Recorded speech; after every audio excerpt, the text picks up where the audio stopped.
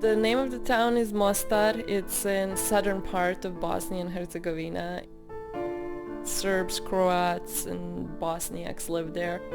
I had no idea that I was Serbian. My family bought into the idea of Yugoslavia. Marko was a friend of mine from class. He was just so pretty. I was 12 at the time. We were literally together all the time. Maybe 3-4 weeks into us hanging out, we were in my room after school. He just said, I have something to ask you. He said, hoćeš da pođemo? You want to go with me? I said, yes. I remember running down this spiraling staircase. It felt as close as I could get to flying. We did not kiss. Romance was very alive in my mind, but it did not include kissing, no. It was Friday, April 3rd, 1992. We were in class. They just told us to go home.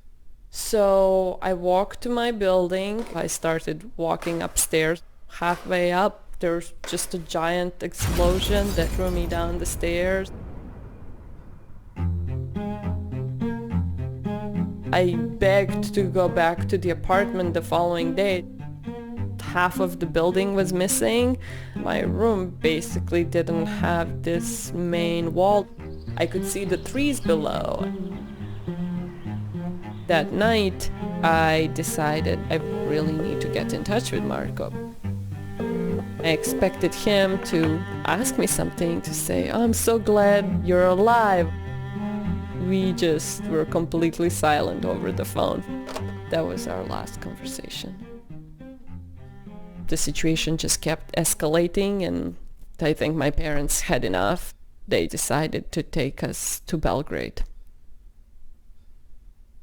Marko was this really beautiful memory. Then one day, about 16 years later, I was living in San Jose. I opened my email in the morning before going to work. It said, if you're Nikolina from Mostar, then I'm your boyfriend from 5th grade. Get back to me so we can figure out what to do.